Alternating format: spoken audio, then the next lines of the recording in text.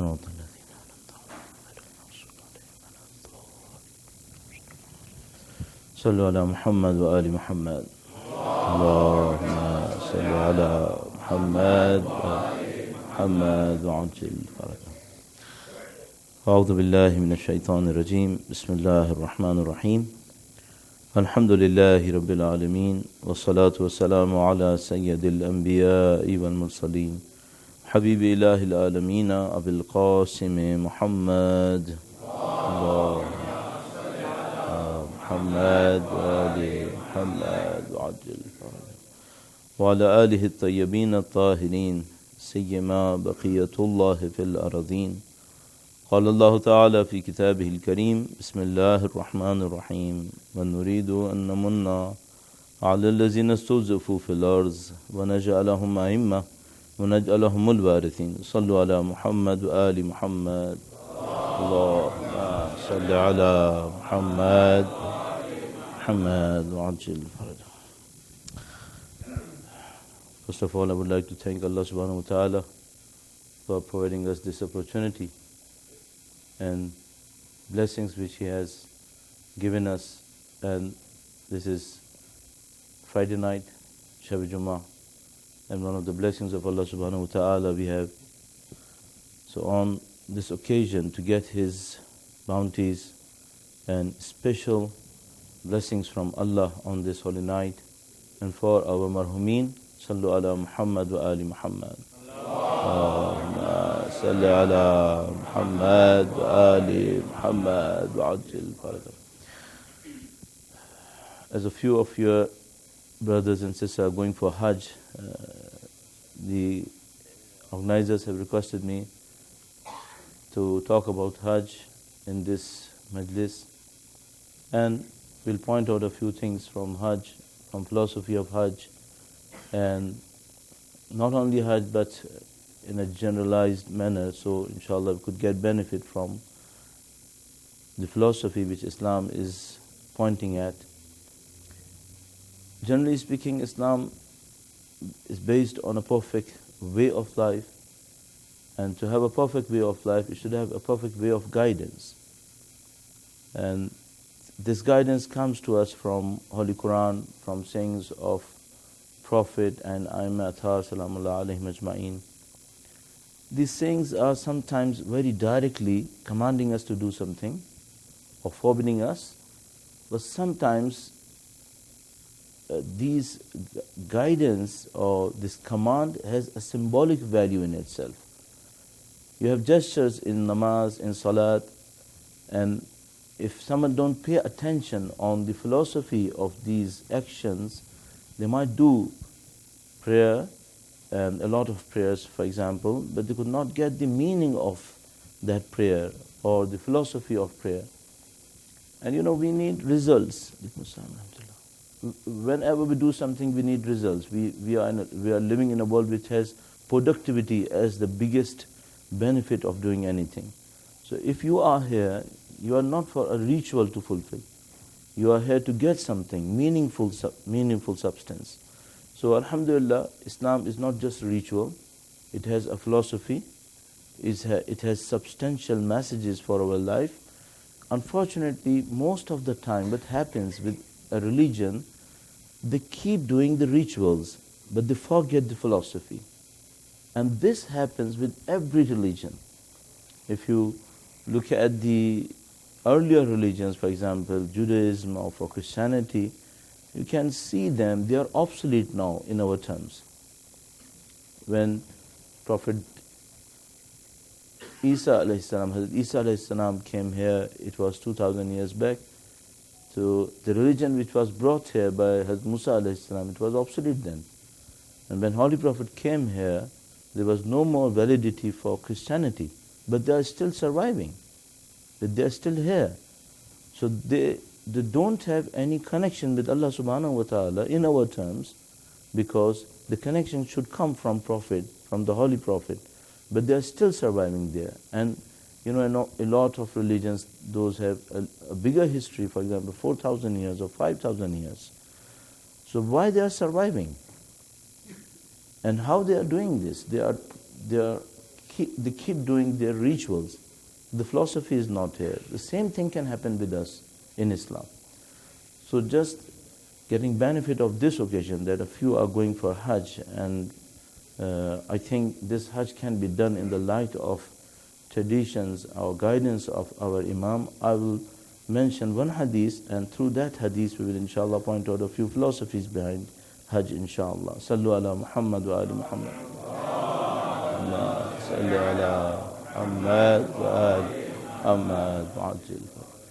And I think it was a routine for Aimma Athar Salamullah alayhim ajmain. They used to point out philosophies. So before going to Hajj, just to give you a hint of what philosophy you can have, we do ruku, we do sajda, and while we are doing ruku, what is the logic of doing this ruku? You are in a particular position, you are bowing your head, and you are in a position where you are in front of Allah subhanahu wa ta'ala. What is the philosophy? So in one of the traditions, Aimma Athar Salamullah alayhim, he said that when you are doing ruku, just think that, oh Allah, I am ready to sacrifice my neck in your religion. I have kept my neck out, and I am ready that it can be cut in the way of Allah subhanahu wa ta'ala. Now this is the philosophy, a simple philosophy. So in ruku you have a philosophy of being sacrificed in front of Allah subhanahu wa ta'ala. Now to guess what we are doing, how many times we thought about that point in our ruku. And this can give you a hint that why our society, having all the rituals being done, not getting the benefit of these rituals. Prime benefit of all rituals, prime benefit of all worships is obedience to Allah subhanahu wa ta'ala. If everyone is praying 100 rak'ah a day, but there is no obedience to Allah subhanahu wa ta'ala in their normal life, it means these rituals are not giving us the benefit. Same is happening with Hajj. Over 2 million people visiting, doing Hajj, when they are coming back, you can imagine if 2 million or more than 2 million people going Hajj from all around the world, they are coming back with a message of obedience, and they are obedient to Allah subhanahu wa ta'ala. What change they could have created? And for so many years we are doing the same thing. For 1400 years we are doing this Hajj. And how many people have done this Hajj, and what type of influence we had on our soul and on our society. So what is the lesson? The lesson is there is something missing here. And the same missing part was happening at the time of Aimma Athar alayhimus salam. So in one of the traditions from our fourth Imam Zainul Abidin alayhi salam, Allahumma salli ala Muhammad wa ali Muhammad wa ajil fardan. This tradition is very famous by the name of Hadith Shibli. Hadith Shibli. There is a person by the name of Shibli, and he has done his Hajj, and Imam also. So he went to Imam to meet him, and as he saw Imam said, have you done your Hajj? He said, yes, I did that. Then Imam started asking him something, and through asking each of the point, he gave us a philosophy of that point. For example, he said, when you change your dress for ihram, have you intended that thing? Have you thought for that thing? Shibli said, no, Mawla, I could not do that. Then Imam said, you had to do this thing. Then again and again and again, starting from ihram, coming up to the last act of Hajj, Imam kept asking him, when you did that thing, had you thought that thing? He said, no, Mawla, I could not do that. So at the end of the line, Imam said, Shibli, I will recommend you to go and do your Hajj again. Because though you have performed your Hajj, but your Hajj is not accepted. Because you had not thought about these actions, whatever you have done. So the Hajj was correct in its ritual. There was no problem in it. But the philosophy was missing. And as per recommendation of fourth Imam, he asked him to go back and do his Hajj again. I don't know how many of our prayers will be accepted without philosophy. We are doing our prayers for so many years. For a person like me, it's now more than 35 years. So for more than 35 years, I'm doing the same thing for many times a day. So should it give any impact on my soul or not? And I'm reciting that it should give me qurbatan ilallah. So whatever I am doing in my prayer, it is for qurbatan ilallah. And I did that for 35 years, for example. So after 35 years, should not I ask myself how much qurbah I have received? And how much closer I have came to Allah subhanahu wa ta'ala? And if someone says, if someone replies me that I cannot guess this qurbah, have I come closer or not? So I will ask him another question. Can you do any business without getting knowledge of whatever you have achieved in last 30 years? Will you do anything? For example, I'm doing my business and I did that for 30 years. And after 30 years, if someone asks me, is there any benefit of your business? And I tell them, no, I'm not sure about it. So why we are doing this? So you are doing prayer, think about it, get the philosophy, and then to be on a certain position, keep asking yourself, have I achieved qurbah? So this night is wonderful night, Laylatul Jum'ah. And Laylatul Jum'ah and Yawmul Jum'ah, day of Jum'ah, are for thinking and pondering. You have this night and you recited Dua al-Kumail. I will just a few sentences for Dua al-Kumail and come back to Hajj. Sallu ala Muhammad wa ali Muhammad. Sallu ala Muhammad wa ali Muhammad wa ajil fal. Again, looking at philosophy. What is the use of Dua al-Kumail? Someone reciting in Arabic, and alhamdulillah, first stage has been done. There is a translation showed there. So you know the translation, you have Arabic, and what is left now? You are listening to Arabic, looking at translation. What is the next level? The next level is connection between you and Allah subhanahu wa ta'ala. For example, we recited Dua al-Kumail for 25 minutes. How many minutes from these 25 we were connected to Allah subhanahu wa ta'ala? That was our achievement. That was our true achievement. So if you were connected to Allah subhanahu wa ta'ala by your heart, and you think that you have something, you're getting something from Allah subhanahu wa ta'ala, this is your achievement for Dua al-Kumail. So don't stay for rituals only. Go beyond ritual, get the philosophy, and that philosophy then reflect in your soul and your deeds and your practices. Now coming back to Hajj and coming back to philosophy, we have in general a chapter in Islam which is called Symbolism. There is a strong sense of symbolism in Islam. For example, whatever you are looking at, this mimbar and the type of dress we are wearing, all of that has a symbol in our mind. This mimbar is a symbol for the place where the Holy Prophet, Muhammad Mustafa sallallahu alayhi wa sallam, Allahumma salli ala Muhammad wa ali Muhammad wa ajil fal. He used to sit. So it's the same wood which we use. We could use a chair instead of that member. But the chair was not reflecting that symbolic value. So we use member. And we use Abba, and we use Qaba, we use Amama, everything. It is a symbol to something. Now, our prayers are same. All of them are symbols to somewhere else. And na'uzu billah, we will be disconnected if we don't pay attention on symbolism, and our youths might get disconnected too. If we could not give them the symbolic value of every deed, and they could not get the philosophy, after a few years, they might ask us, what is the benefit of doing all these things? In our previous generations, we never thought of getting philosophies of everything. A few were doing this, but most of the people were doing just reciting, just doing their rituals. And that was enough for them. But I think, not in this generation of philosophy and logic. So we have to pay attention, and the same comes with Hajj. So what is the philosophy of doing Hajj? First thing is changing your dress. You have reached, for example, miqat, and you are going to change your dress. Now Imam asked him, when you were changing your dress, had you thought that you are changing your soul which was polluted by sins, and now you are wearing another dress which is clean, pure and white. Had you thought that?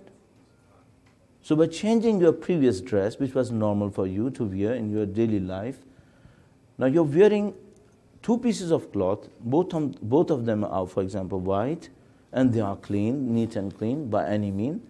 So had you thought that you're trying to change your soul from the polluted one to the new one, from the one polluted by sins to the new one which has been blessed and getting nuraniya from Allah subhanahu wa ta'ala, have you thought that? Shibli said, no Mawla, I could not think that. Then Imam said, okay, when you were traveling towards Makkah, you were saying, Labbaik Allahumma Labbaik. Had you recited? He said, yes Mawla, I recited Labbaik Allahumma Labbaik and the whole sentence.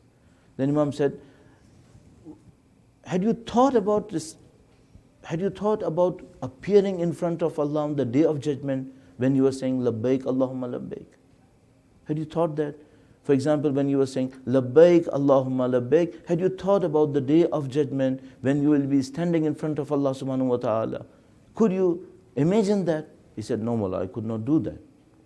And in one of the traditions, same fourth Imam, when reciting Labbaik Allahumma Labbaik, he was thinking and he was having buka in front of Allah subhanahu wa ta'ala and could not recite this sentence, Labbaik Allahumma Labbaik. So one of the companions said, Mawla, you have to say that, Labbaik Allahumma Labbaik. Imam said, is it easy for me to say that? Is it easy? What if I said, Labbaik Allahumma Labbaik, and Allah said, La Labbaik, Wala Sa'daik? No, you are not ready. Were you ready at that time? Are you ready at that time when you are saying, Labbaik Allahumma Labbaik? Are you ready to go in front of Allah? Standing in front of Allah on the day of judgment? So Imam said, Shibli, had you thought that? He said, no Mawla, I could not do that. And then Imam kept asking him, and there were very meaningful sentences in that tradition. It is available on the net. Whenever you had time, you can see this tradition. And I will follow with a few more which are more familiar with us. Sallu ala Muhammad wa ali Muhammad. Sallu ala Muhammad wa ali Muhammad wa ajil faraj. In one of the parts of this tradition, Imam asked him, when you were doing tawaf, I remember when I was in Qom, it was a question for me, what is the logic of doing tawaf? We're doing the same thing. For example, we are circling around a piece of stone, for example, for 7 times. What we are doing? Why we are doing this? So Imam said, Shibli, when you were doing tawaf, what you were thinking about? You're circling the house of Allah, Baytullah, for 7 times. What you were thinking? He said, I could not imagine anything.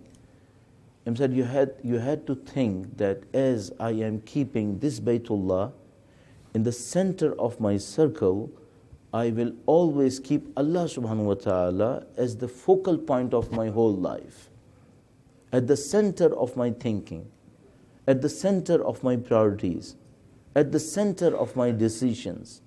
Had you thought that? Shibli said, no Mawla, I was not thinking. I was just circling.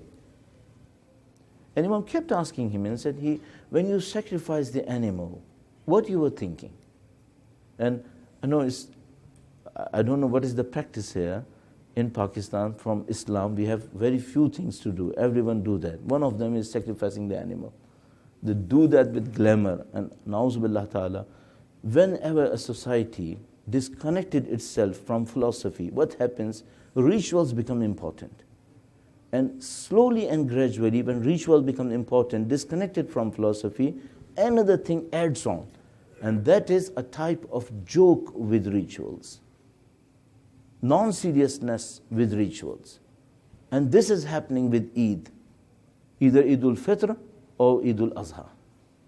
Both of them happening. So in Pakistan, if you go to streets and you see, for example, a cow being slaughtered, in what it was supposed to be.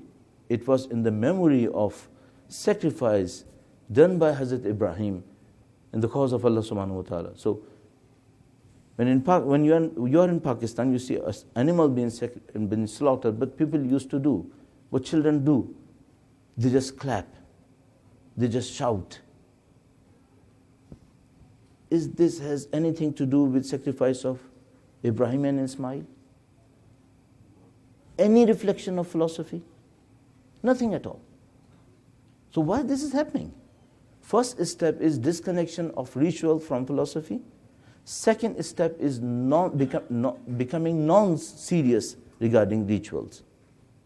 And the third step is, na'uzubillah ta'ala, is to leave rituals and, na'uzubillah, leaving even the appearance of religion.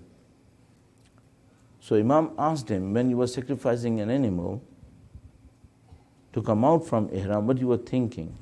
Had you thought, and then Imam gave us 2-3 points, and I would request you to keep these points in your mind, though I'm not sure, will you sacrifice here or not? Is this allowed or not? It's not allowed here. But whenever you think about sacrificing an animal, for example, just keep these 2-3 points in your mind. Sallu ala Muhammad wa ali Muhammad.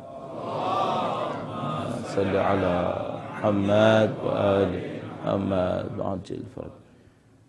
Imam said, when you sacrifice the animal, think about what's happening and pledge to Allah subhanahu wa ta'ala that, oh Allah, this time I am sacrificing this animal. And if it was needed, I am ready to sacrifice my own self. This is the philosophy. And we know that Allah subhanahu wa ta'ala said in Holy Quran that this blood is not important. The meat is not important. Taqwa from your heart is important. And what is taqwa from your heart? It says that you have to pledge to Allah subhanahu wa ta'ala that this time I am sacrificing this animal, and the next time if needed, I am going to sacrifice my own self. And another message is here. It is mustahab to keep your hand on the knife when you are sacrificing animal. I know it's not possible here. Why this is mustahab? This profession of being butcher is not mustahab. But this time it is mustahab to keep your hand on the knife, which is going to be used. So what is the reason? It says that pledge to Allah subhanahu wa ta'ala that this time I am using this knife to sacrifice this animal. If needed, I will sacrifice and I will exert all my efforts in the way of your religion. This will be my effort. To keep philosophies in mind, and then you can have a perfect religion. And the same thing is happening every day in our life. You have symbolism all over your religion. So next time, if you are praying, you can pay attention on the philosophy. As most of us are not going for Hajj, and most of us are not going to have sacrifice of animal, but every one of us has to pray. So just to end it, I will add a few points regarding prayer and namaz and the gestures we have in namaz and what philosophy we can think about. Sallu ala Muhammad wa ali Muhammad. Sallu ala Muhammad wa ali Muhammad wa ajil faraj. And this is also explained in another tradition, and this tradition is from our sixth Imam, Imam Jafar Sadiq alayhi salatu wassalam.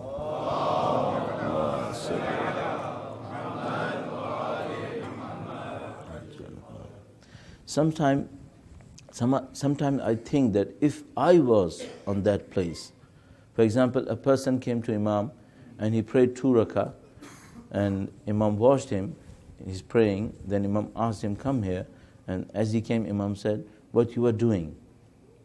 He said, I was praying. Imam said, is this what you normally pray? He said, yes, this is how we normally pray. Imam said, if this is your prayer, this is not going to be accepted. It's not going to be accepted. So he said, and he said, I remember in the tradition, he said, I was so ashamed because I was a person, aged person, and in front of a lot of people, I heard that if this was my prayer, it is not going to be accepted. So he said, I was feeling ashamed. And then I asked Imam that I have not done good with me for so many years. Will you bless me with a prayer which I could learn and then perform? Imam said, yes, I will do.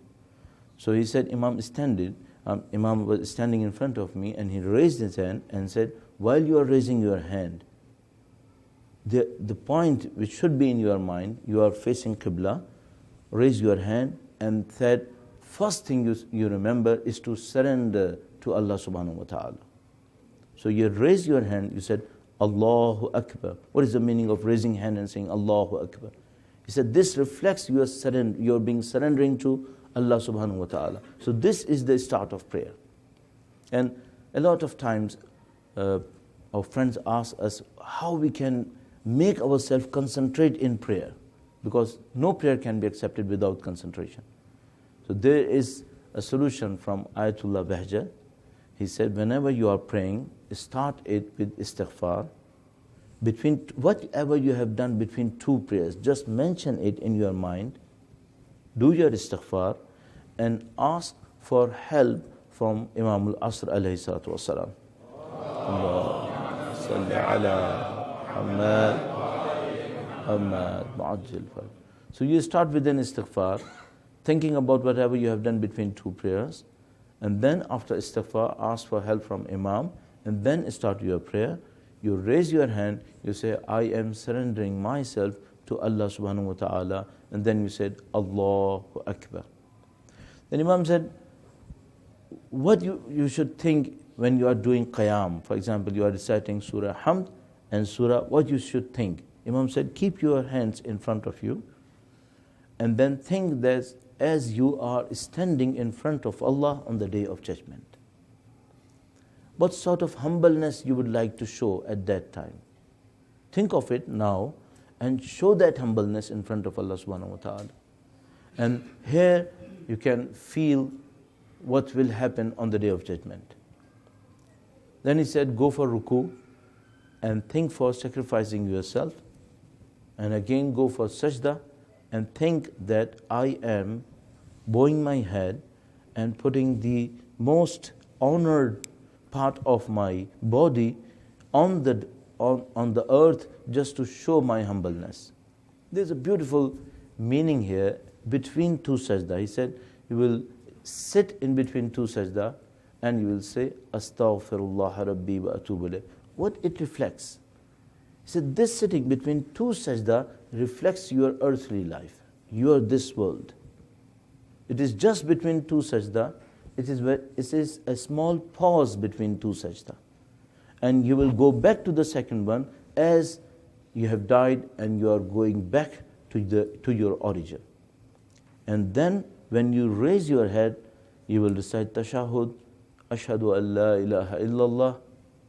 When reciting this tashahhud, just think that you are standing on the Day of Judgment, and this tashahhud you will like to be accepted by Allah subhanahu wa ta'ala on that Day of Judgment. So, whenever I am praying, and as I said, we have prayed for so many years, if the result of this prayer reflects my position on the Day of Judgment, will that be enough for me?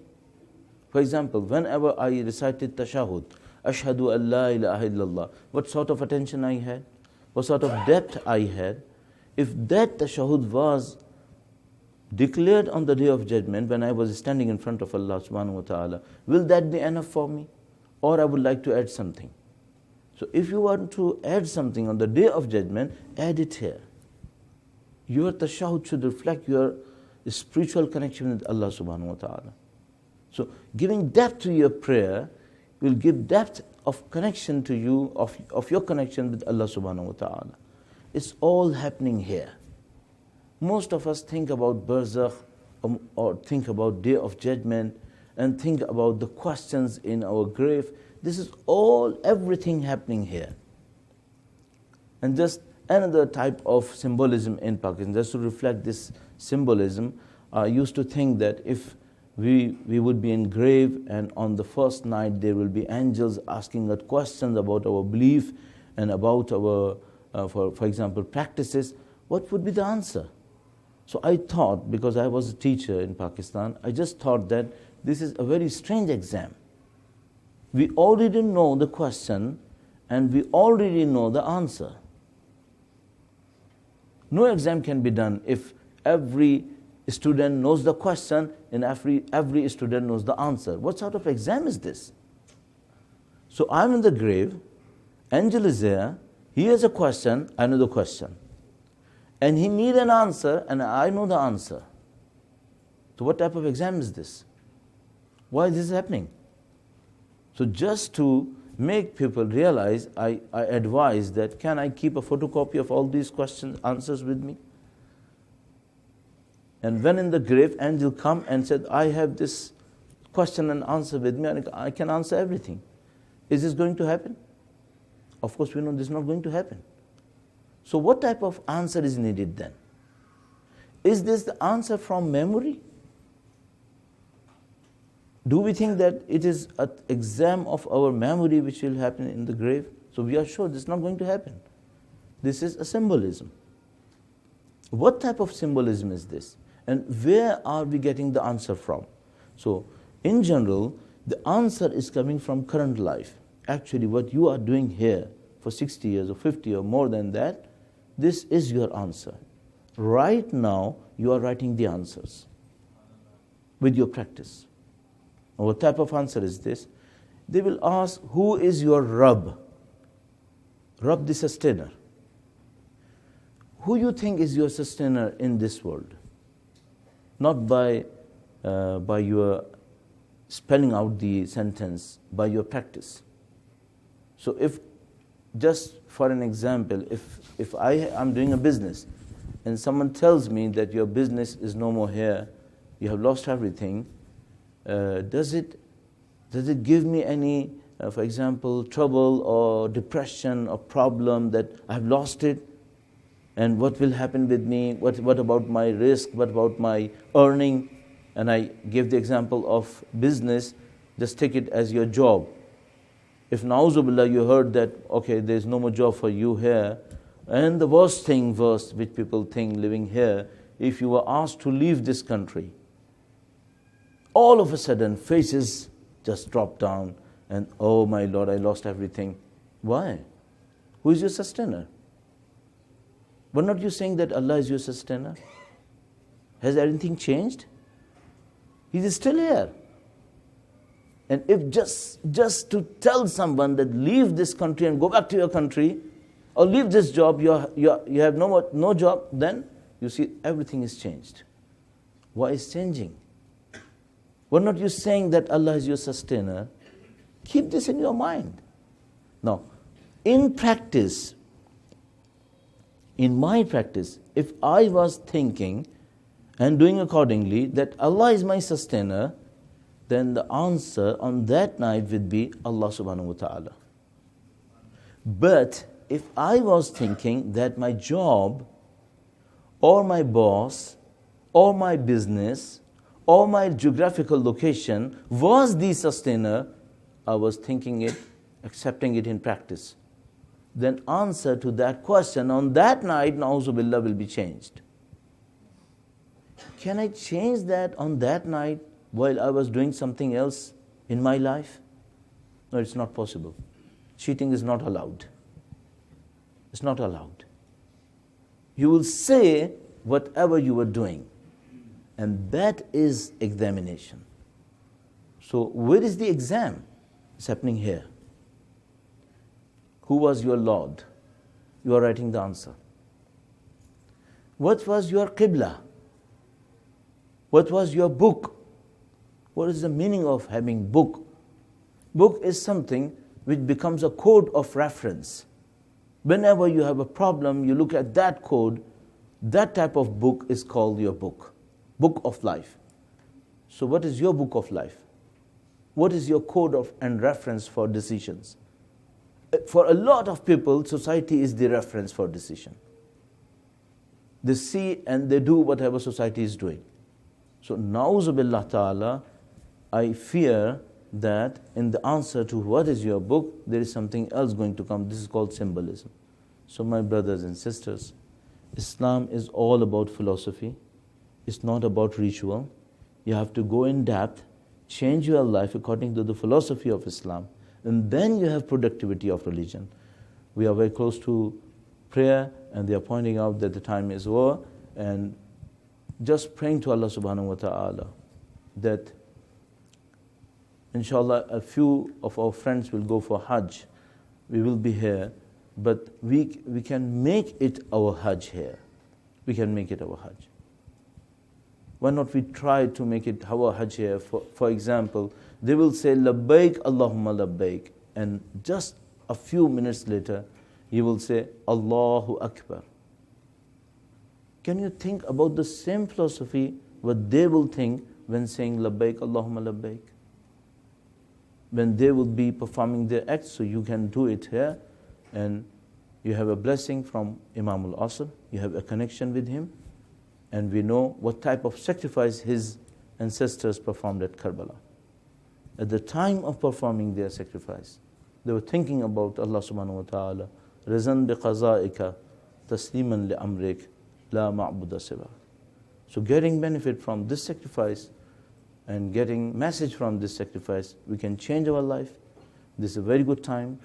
Laylatul Jum'ah and Yawmul Jum'ah are for thinking and pondering, and inshallah, Allah will bless us with His blessing on this night and on the day, inshallah. Sallu ala Muhammad wa ali Muhammad.